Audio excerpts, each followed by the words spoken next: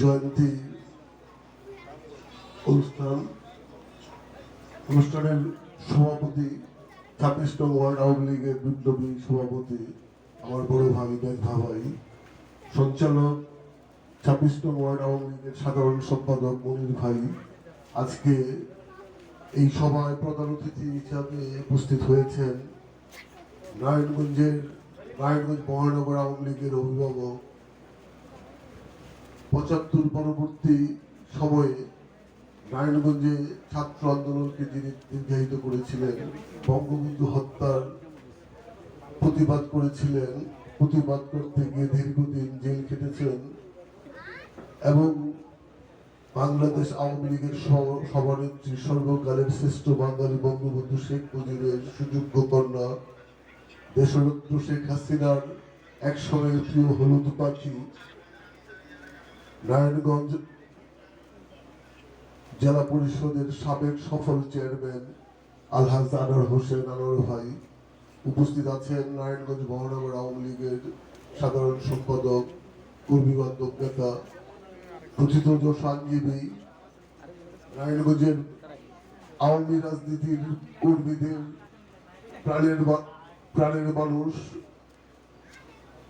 বাংলাদেশ আওয়ামী লীগের সভানেত্রী বঙ্গবন্ধু কন্যা জননেত্রী শেখ হাসিনার আস্থাভাজন ব্যক্তিত্ব অ্যাডভোকেট খোকন সাহা, উপস্থিত নারায়ণগঞ্জ মহানগর আওয়ামী লীগের নেতৃবৃন্দ এবং নদীর পূর্ব পাড়ের ৯টি ওয়ার্ডের সভাপতি, সাধারণ সম্পাদক এবং আজকে ২৬ নং ওয়ার্ড আওয়ামী লীগের ভাই ও বোনেরা, আজকে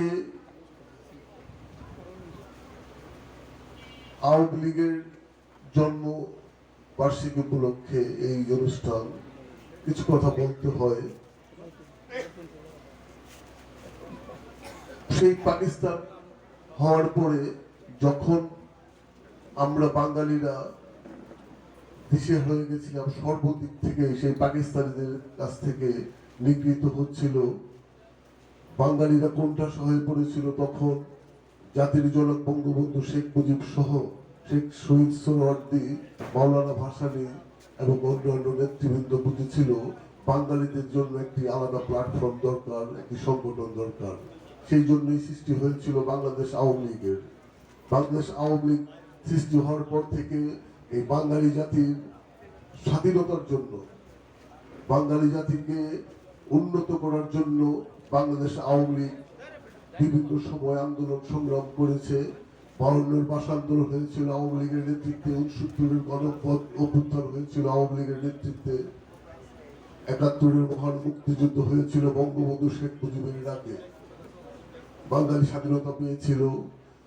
যুদ্ধ বিধ্বস্ত দেশটিকে যখন বঙ্গবন্ধু শেখ মুজিব তার নিজের মনের মতো করে সাজানোর জন্য চেষ্টা করেছিল, বাঙালিকে অর্থনৈতিক মুক্তি দেওয়ার চিন্তা করেছিল, ঠিক তখনই সেই হানাদার বাহিনী, সেই কুখ্যাত রাজাকাররা, মির্জাফরেরা বঙ্গবন্ধু শেখ মুজিবকে হত্যা করে ভেবেছিল বাঙালি জাতিকে আবার দাবিয়ে রাখবে, কিন্তু তারা বুঝতে পারেনি বাঙালি জাতিকে দাবিয়ে রাখা যায় না।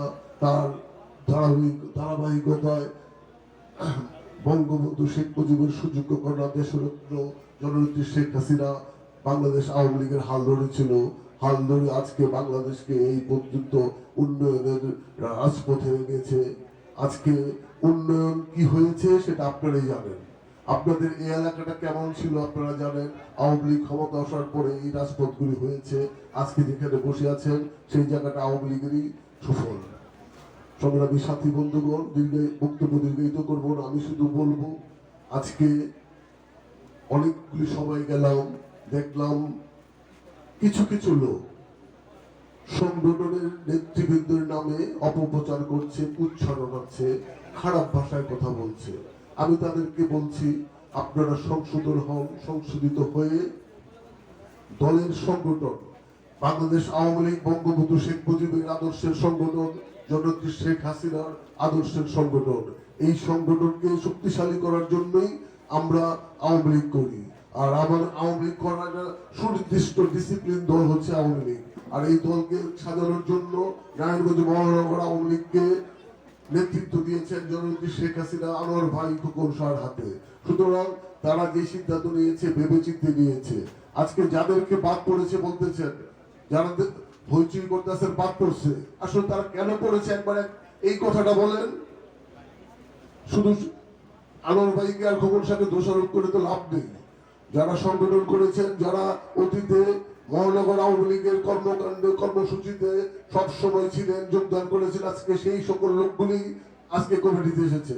এবং আমিও বিশ্বাস করি এই 26 নম্বর ওয়ার্ডেও যারা আওয়ামী লীগের রাজনীতিতে সক্রিয় ছিলেন তারাই এই ওয়ার্ডের কমিটিতে এসেছেন। যারা বসে বসে ঘরে বসে শুধু ষড়যন্ত্র করবেন, বড় বড় কথা বলবেন, তাদেরকে তো আর ডাকেন না, নেতা বানানো যাবে না। নেতা হতে হলে কর্মীদের সাথে থাকতে হবে। যেমন আনোয়ার ভাই খোকন শাহ আছে, আনোয়ার ভাই খোকন শাহ সর্বক্ষণ নেতা কর্মীদের সাথে যোগাযোগ রাখেন। তা আপনারা রাখেন, বসে বসে বড় বড় পদ দিয়ে বড় বড় কথা বলবেন, এটা হবে না। আমি আপনাদের বলবো, আপনারা সংশোধিত হন। আপনারাও এই দলের এই সন্তান, এই আওয়ামী পরিবারের সন্তান। আমরা চাই না আপনারা বিপদগামী হন। আপনারা আপনাদের ভুল বুঝে পেয়ে অচিরে ক্ষমা চেয়ে আবার সংগঠনে ফিরে আসুন, এই প্রত্যয় রাখছি। এবং 26 নং ওয়ার্ডকে আরো শক্তিশালী করবেন, আরো বঙ্গবন্ধুর আদর্শ এবং জননেত্রী শেখ হাসিনার হাতকে শক্তিশালী করার জন্য আপনারা সুসংগঠিত থাকবেন। এই বলে আমি আমার বক্তব্য শেষ করছি। জয় বাংলা, জয় বঙ্গবন্ধু, জয় হোক বাংলাদেশ।